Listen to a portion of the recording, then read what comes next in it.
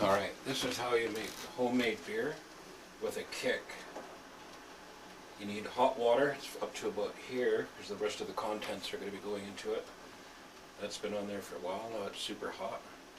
Sugar, they recommend 5 cups, which that would only give you 5% alcohol, which isn't very much to me. If you're going to wait all that time to actually, I think it's like 21 days or something or longer, I go with 11 cups. Each cup represents about 1% alcohol, so you add the sugar. I've already know that this pot full will give me 11%. And then when I bottle it, I thin it out a bit, so it brings it down to about 8.5 or 9, which is quite a kick for a beer. They used to make stronger beer than that, but it just makes you fall asleep. So if you want to fall asleep really easy, just make that. Don't thin it out. You'll have 11% beer, and you just fall asleep in your chair. Not a sociable thing. So just lighten it up a bit if you want to remain coherent. Rest of the sugar out. Now, make sure you stir it so it doesn't burn to the bottom.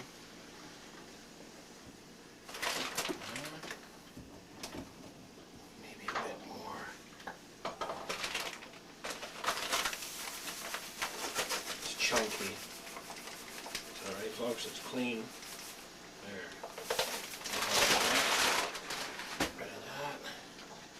Stir stick out, pour in. It'll dissolve pretty fast. Hot water. Maybe that's a bit fast, but when you're under the pressure of the clock, this works really well. Keep stirring. More people should do this. You save a lot of time. For each 2-liter bottle that I bottle it in works out to about $2 or maybe $1.80, so one person, if they drank that, they'd get pretty smashed or loaded, and for $2. And now, this is the malt extract. This is an ale. There's various flavors out there, but I prefer ale. Over the years, I've developed a taste for this. So there it goes in. Stirring. Thinning out. Scrape it out. It's easy. I don't know why more people don't do this. I mean, if you keep a batch, depending on how much you drink, you could batch 1 batch a week or every 2 weeks, whatever your drinking ratio is, and it's just cheap.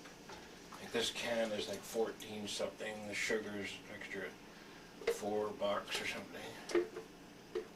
And just your little bit of time actually make, I think it's under a half an hour to make this, really. If you don't include waiting for the water to heat up. I mean, simple, simple, simple. Cheap, cheap, cheap. I like to make lots. If you ever have a company over, you never run out. Never. Never like, oh, it's my last beer. It's really that. Gotta have lots on hand. Hot water in there, rinse it out.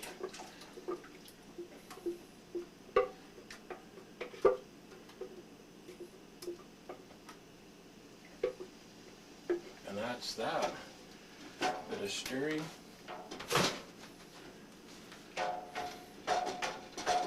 That's all it is. Sugar, the malt extract, water. That's it. Now to put it into the plastic container. Now I'm ready to put it in. Ready to put into the plastic container. So I do this, get rid of that spoon, get a pitcher, measuring cup, this device here. Everything's got to be clean. Set that right close. And then you just pour it it in. There's water in here already. So by the time I top this off, it should bring it up to the 23 liters.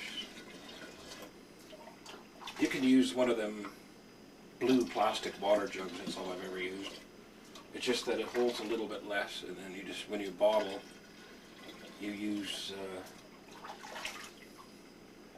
a little more water to thin it out. But this is good stuff. Smells good. So that's it. You just keep pouring this in until it's all in and full. Right now is a good time to add the yeast. If I was doing it the other way around, I would have had the hot water in there first and then adding cold, which is, because I don't have drinkable water, you have to haul water. I did it the other way around, so I filled this jug. But always put your yeast in when the water is cool. If you put it in when it's too hot, it kills the action of the yeast and it won't function at all. You'll get nothing. You can fix it if you do that. You'll just have to add another package of yeast when it's 68 to 72 degrees Fahrenheit. And that's all it is. Just keep adding, and that's it to this phase. And then you just cap it off and let it sit for 21 days. Watch it till it stops bubbling and get ready to bottle. At the very bottom, you'll suck up a bit of sediment on the first one. Okay, at the bottom. And then for your cup, you just go like this. This is hot water or warm. 1 tablespoon of sugar, rounded. Stir it in. This is going to activate whatever's left in the mixture. This is already ready to go. It's one that I batched December 5th. And the sugar will react again to create the CO2 to give you bubbles. Don't go too much or not enough. 1 rounded tablespoon seems to work for a 2-liter bottle. And I go 2-liter bottles because who's just going to sit there and have one little beer? This minimizes your amount of containers. Get the siphon in. To squeeze things, so it's really easy when you get it in your mouth. Now it's filling. Looks clear, so that's good.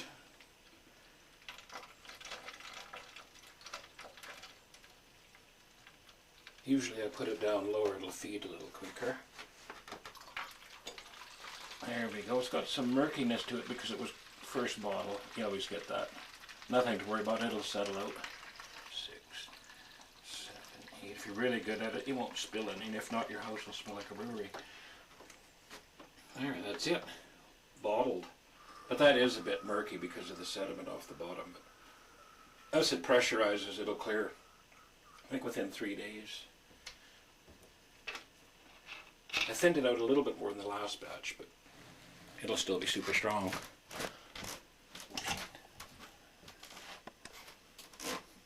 Now that you've bottled it and it's sat a while, take it and pour it slowly into a pitcher. You don't want to kick up that bottom, but once you chill it down, that sediment turns into like a gum. So you pour it in very slowly, all in one motion. Try not to get too much glugging. It'll pour, pour, pour. And you can see it foaming up. There's bubbles. This is a really good one. That's it. Ready to drink. Pour that into a cup.